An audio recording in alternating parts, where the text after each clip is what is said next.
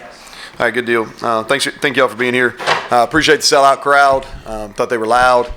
They hung in there when it was ugly, and I tried to give them fair warning. But they hung in there when it was ugly at times, and I appreciate that. Quality win over a really good JMU team.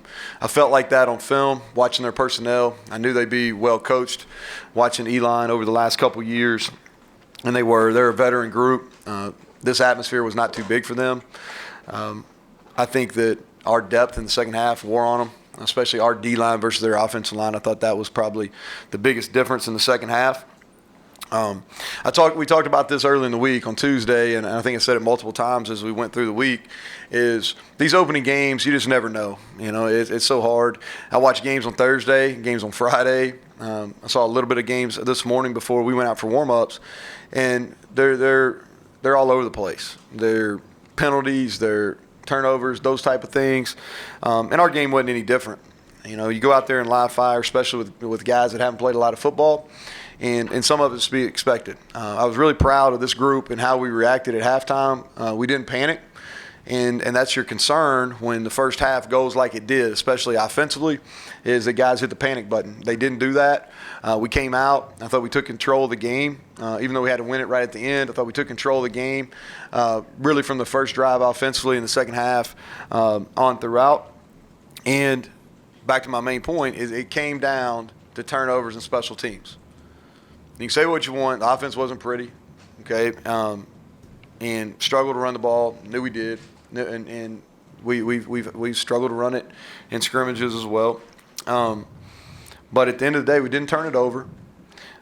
And on special teams, we had a blocked field goal, which was huge. Completely changes the type of game we were in at that time. We were 2 or 3 on field goals. The one he missed, he hit well, and I thought we covered well. We recovered a punt. A fumbled punt return, with the exception of one kickoff return. We covered kicks well, punts and kicks. And I thought turnovers and special teams were the difference. Defensively, we gave up. We allowed them to run the ball on us in the first half. But if you look at it, 6 tackles for loss, 4 sacks, 3 takeaways. We talk about we want to create negative plays, and we were able to do that in this game. There's definitely things we got to clean up. But I thought our D-line, again, I'll say it again, I thought we controlled the line of scrimmage the second half. And then offensively, really the story of it is I thought we threw the ball at times pretty well. Our pass protection was solid outside of 2 hits.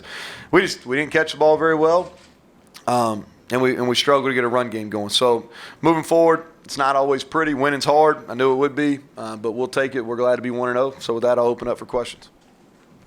So the second half, when you guys started to turn up the defense, anything different, or just started to get home better? What started going? Yeah, we tightened our coverage up.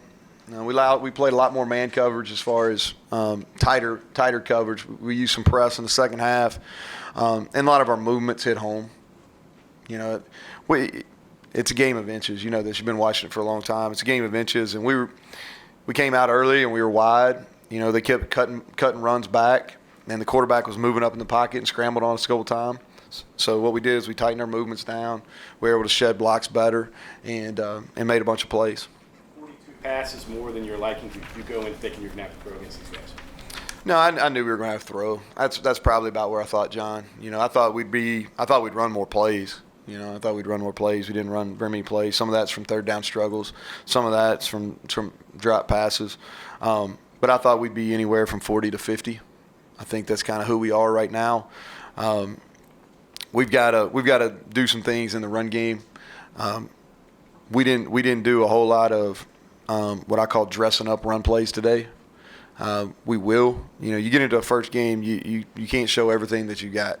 We had some things that if we needed to in the second half, we could have got to, but we didn't get to those. But we do. We're going to play a front next week in Missouri, and I watched quite a bit this summer. James Madison's really good. Those 2 DNs are good players, but it's a different animal next week. Sam comes out after, I think, a false start, and Campbell goes in and puts you ahead in the third quarter with that catch. Yeah, and he's done that. And it was really a play that that Austin checked to, so I think that speaks to him and being locked in. He studied. He was prepared this week. He played okay for him. I think he'll play a lot better moving forward. Just some nerves that go along with the first start, but that was a check on that, and George executed it. We got behind him. We missed a bunch of go balls. We wanted to come in and throw anywhere from 6 to 8. I think we were pretty close to that. We only hit 1. You got to be a little better percentage than that. But George Campbell was a great take for us. And I told you all the other day, I thought he would have been a great take even if he didn't catch that touchdown, because he's been a great special teams player and he's been a great teammate, and he's made a difference in that room. Say the same thing for Reuben Jones. Reuben Jones was active. He's active, and that was the thing that Donnie Brown, who I worked for at one point, who's a defense coordinator at Michigan, that's what he said. He said he's going to play hard and he's active and he's a good kid. When we were thinking about taking him here, and he's came and he's really active. He efforted himself to a couple hits on the quarterback. I didn't look. Did he get a sack today? Yeah, and he's relentless. He plays that way. I think it's contagious. Even when we were getting hurt in the run game, his energy on the sideline really kept those guys in the game. Speaking about contagious, I suspect you're very happy to have both the Stills brothers on your team. Yeah, and here's the thing. Darius and Dante have had really good fall camps. Okay, they really have. And they're starting to take care of their bodies better. They're starting to understand nutrition and all the things that go into it. And they have a chance. The change in defensive schemes was probably as good for Darius Stills as anybody in our program, because what we're doing now really allows him to showcase his talent. And then Dante when you get him one-on-one, it's hard to rush the passer from an interior spot, but he has the ability to do that. And he got one-on-one with guards a couple times and really made a difference. Was your thought process in the fourth quarter to try to play to your defensive line, particularly when you get up by 10, that one of the strengths of your team? Yeah, well, we tried to put it away. We had 2 different chances. We had the go ball. We should have made a play on. That would have made it 27-10 at the time. I was trying not to put the defense back out there. If we catch the ball, we don't have to put them back out there at the end of the game.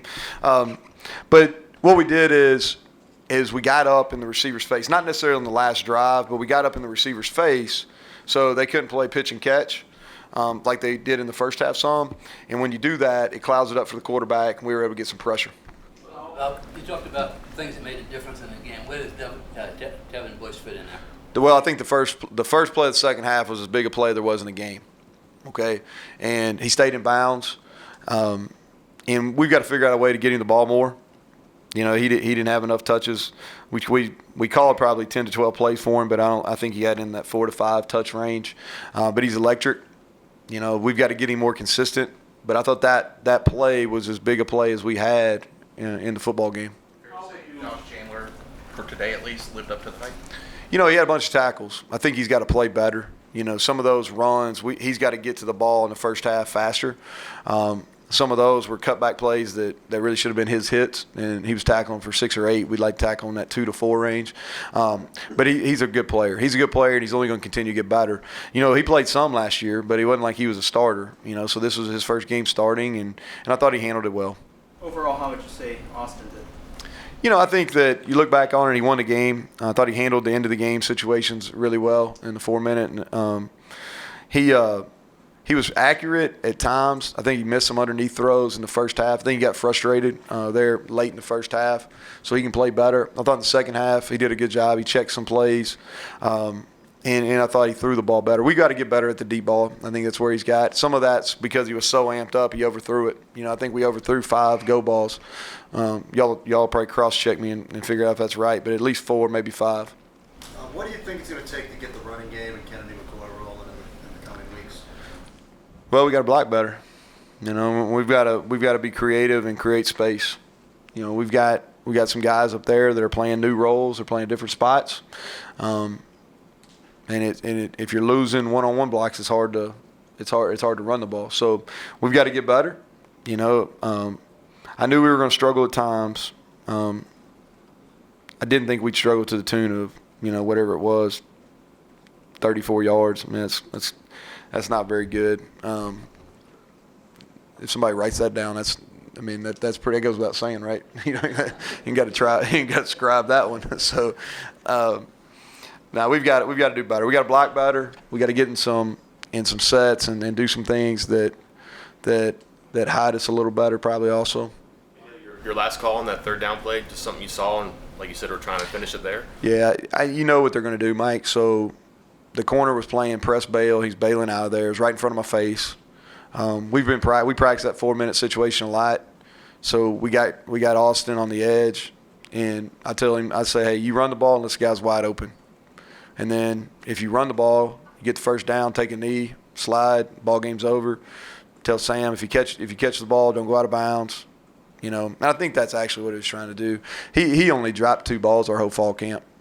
Sam did. So I still trust the kid a lot. I think he's going to be a great player. He made a huge 4th down catch for us. But I think he was worried about staying in bounds and took his eyes off the ball. But thought process in that is you get the first down and you never have to play. You take a knee and honestly that's the way we're going to roll. You know, we took the shot there on the drive before. I think it was 4 minutes. They started using their timeouts.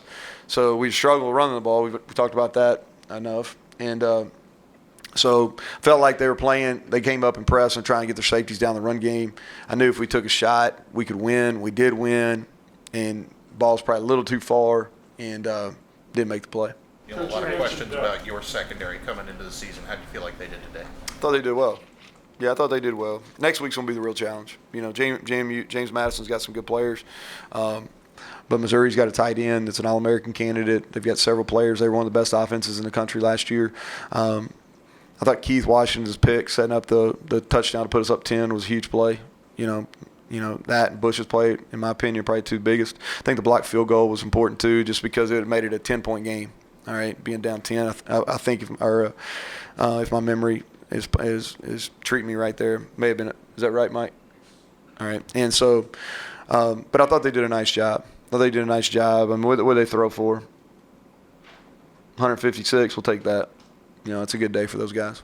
Okay, you mentioned the guys keeping calm and not panicking when things are going wrong at times. With so many young players, though, and that's got to be kind of surprising and gratifying for you. It is. I think they take the demeanor of the head coach and the assistant coach, and I'm not saying I'm going to be that calm every game, but I knew coming into it what it was going to be. You know, I didn't know exactly how it was going to go. I'm not rubbing a crystal ball, but I've played games with young people before. It's similar. We're better, so don't take this as we're better.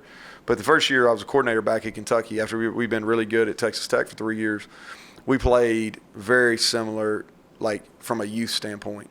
Like we played freshmen, a lot of freshmen at wideout. We played young guys at tight end. We played young guys across the offensive line. Had a really good left tackle then, just like we got a really good left tackle now. So this isn't the first time I've ever gone out and kind of been with a really young group. And so many pieces have to work together offensively. And you can practice as much, but when you go out there and it's loud and everything's amplified, you try, but you really can never actually get that picture in practice. So I think offensively, especially at wideout in some of those new offensive line spots, you'll see a big jump when we line up again next Saturday. Okay, you'll see in the level of play and how much cleaner they play. All right, but I think the team takes on the personality of the people that's working with them, whether it's the head coach, whether it's that position coach.